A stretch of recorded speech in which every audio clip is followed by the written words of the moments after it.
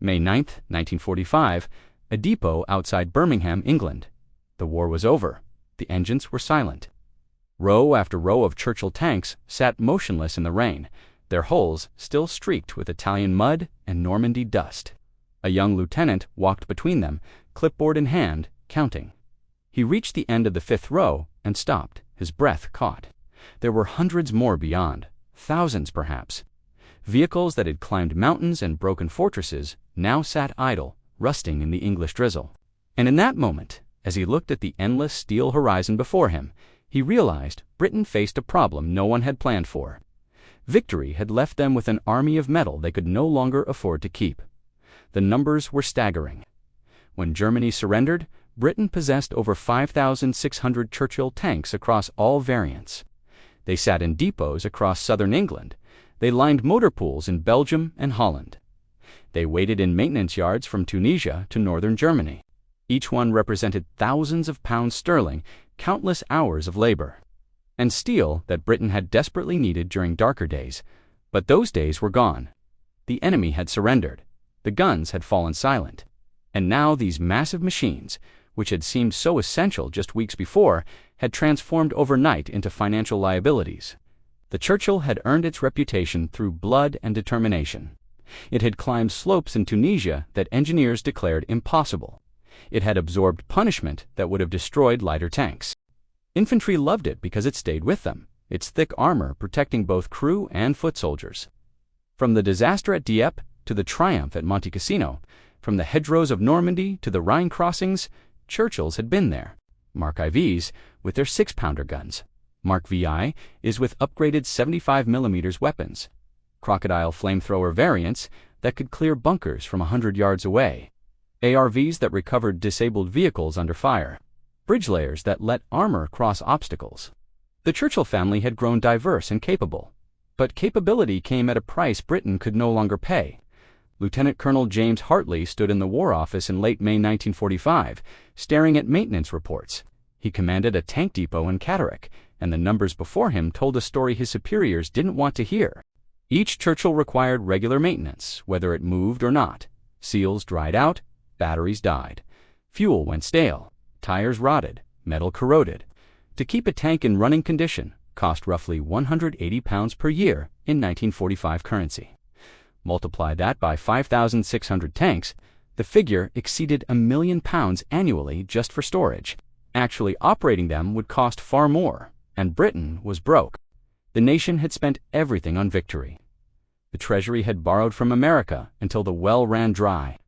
Rationing continued. Cities lay in ruins. Industries needed rebuilding. Workers needed housing. The economy needed revival. And here sat thousands of tanks consuming resources simply by existing. The decision was obvious, even if it was painful. The Churchill fleet had to shrink, and it had to shrink fast. By June 1945, the War Office established assessment teams. They fanned out across Britain and the continent, inspecting every Churchill they could find. Each tank received a rating. Category A meant combat ready, or nearly so. Category B indicated moderate, were requiring significant maintenance. Category C designated vehicles to damaged or worn for practical service. Category D marked tanks for immediate disposal. The teams worked methodically through depots, noting mileage, engine condition, track wear, gun accuracy, armor damage, and a dozen other factors. Their reports filtered back to London throughout the summer. The results disappointed no one because everyone expected them. Only about 800 Churchills qualified as Category A. These were mostly late production Mark 7s, vehicles that had seen light service or arrived too late for heavy combat. Perhaps another 1,200 fell into Category B, machines that could be maintained if necessary but showed significant wear. Category C contained roughly 2,000 tanks, combat veterans whose fighting days had clearly ended. The remaining 1,600 or so belonged in Category D, candidates for immediate scrapping. Many had sustained battle damage, others had mechanical failures that would cost more to fix than the vehicle was worth. The War Office made its decisions quickly. Category A tanks would remain in active or reserve service. Category B vehicles would enter long-term storage as war reserve stock. maintained minimally but kept theoretically functional. Everything else would go by late 1945. The first convoys began rolling towards scrapyards. Long columns of Churchills, their fighting done, made final journeys to Birmingham, Sheffield, Glasgow, and smaller towns with metal recycling facilities. Workers met them with cutting torches and cranes. The process was neither quick nor simple. A Churchill weighed nearly 40 tons. Its armor was case-hardened steel, difficult to cut, even with industrial equipment. Workers started with external fittings: tools, radios, guns, tracks, wheels. These came off relatively easily. Then came the hard part. The hull had to be cut into manageable sections. Torches burned through armor plate, sending showers of sparks across the work floor. The turret, weighing several tons alone, required heavy cranes for removal. Engines, transmissions, and running gear came out next. Everything was sorted. Steel went to mills for melting and reuse. Copper wiring went to electrical suppliers. Rubber went to reclamation plants. Even the fabric from seats found buyers. Britain's post-war reconstruction consumed the Churchills. The steel that once protected soldiers now became girders for bombed-out buildings. It became rails for damaged railways. It became plates for merchant ships Britain desperately needed to revive its trade. Nothing went to waste because Britain couldn't afford waste. Workers processed dozens of tanks weekly through 1946 and into 1947. The scrapyards became graveyards where combat veterans died their second death, this time by cutting torch rather than enemy fire. But not all Churchills faced the furnace. Coastal defense engineers discovered an unexpected use for stripped hulls. Britain's eastern coast, battered by years of war and erosion, needed reinforcement. Churchill hulls, with their armor removed but basic structure intact, made excellent breakwater components. Along the Thames estuary and in parts of Kent, stripped tanks were positioned to break wave action and prevent erosion. They sat partially submerged, concrete-filled, transformed from instruments of war to shields against the sea. A few remained there today, unrecognizable beneath marine growth and silt. Others became eternal targets. The British Army Gunnery School at Lulworth needed targets for testing new weapons and training crews. Obsolete Churchills filled this role perfectly. Positioned on ranges at various distances, they absorbed fire from developing anti-tank weapons, new tank guns, and experimental ammunition. Engineers studied penetration patterns. Crews learned weak points. The Churchills stood silent under this punishment, their armor tested to destruction repeatedly. Eventually, when they could teach no more lessons, they too went to the scrapyards. The 800 Category A tanks followed a different path. The War Office distributed them among regular and Territorial Army units. Some went to the Rhine Army occupying Germany. Others remained in Britain with training units. The Territorial Army, Britain's reserve force, received significant numbers. These vehicles underwent refurbishment programs to extend their service life. Engines were rebuilt, worn components replaced, guns recalibrated. By early 1946, Britain maintained a modest but functional Churchill force, enough to meet immediate obligations while planners developed the next generation of armored training establishments, particularly valued them. The Churchill had gentle handling characteristics compared to lighter, faster tanks. Its steering required less strength. Its gearbox was forgiving. For teaching basic tank operation, it was ideal. Driver training schools at Bovington and other facilities kept Churchills running through the late 1940s. Countless British tank crews learned their craft in Churchills, even as those same crews would transition to Centurions or Comets for actual service. The old warhorse became a patient teacher. The most creative reuse came through conversion. British engineers had pioneered specialized armor during the war. The Churchill's robust chassis and spacious hull made it ideal for continued development. The Armored Vehicle Royal Engineers, or AVRE, became the most successful post-war Churchill variant. These vehicles carried demolition charges, fascines, for crossing ditches, bridge-laying equipment, mine plows, and other engineering tools. The AVRE program extended far beyond the war. Some Churchill AVREs served into the 1960s, supporting Royal Engineer units in training and limited operational roles. They represented remarkable longevity for a design that first saw combat in 1942. Other conversions served niche roles. The Churchill Ark, a bridge layer that used its own hull as a ramp, continued post-war service. It allowed tanks to cross craters, ditches, or obstacles by driving over the arc itself. Armored recovery vehicles based on Churchill chassis remained valuable because Britain's new tanks were even heavier and required robust recovery equipment. Some Churchills became armored personnel carriers with their turrets removed and seating added. Others served as command vehicles. Britain's engineers found surprising versatility. In a tank, most nations would have simply scrapped. But Britain didn't keep all the survivors for itself. Post-war diplomacy and alliance building required gestures. Military aid to friendly nations served multiple purposes. It strengthened allies, disposed of surplus equipment, and maintained British influence abroad. The Churchill, despite its obsolescence by 1946 standards, still represented formidable armor to nations with none. So Britain began transfers.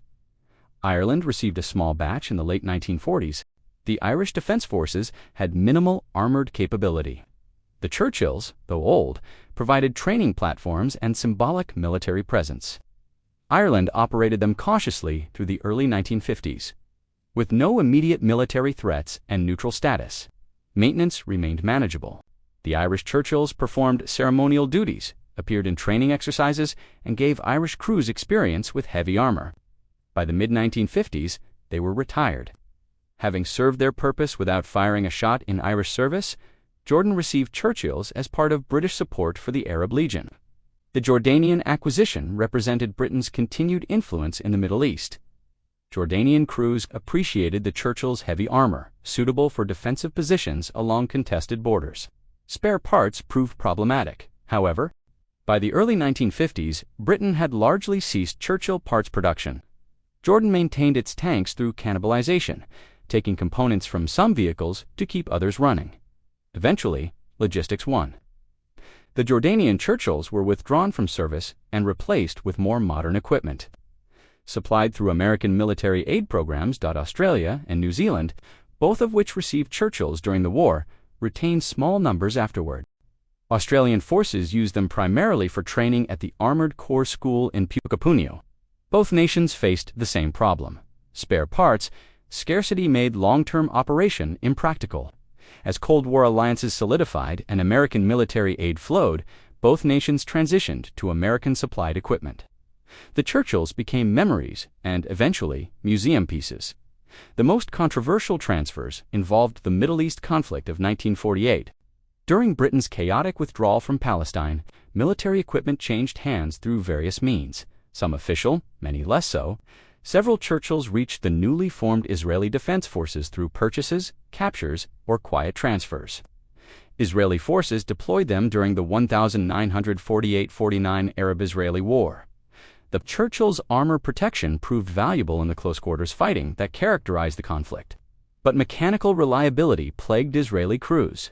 Without proper spare parts or maintenance facilities, keeping Churchills operational required constant improvisation. By the early 1950s, Israel had phased them out in favor of more maintainable equipment, including surplus American and even captured Arab armor. Every foreign operator faced the same terminal problem. Britain stopped producing Churchill components. Suppliers closed their production lines, engineers moved to new projects. The industrial ecosystem that supported the Churchill simply ceased to exist.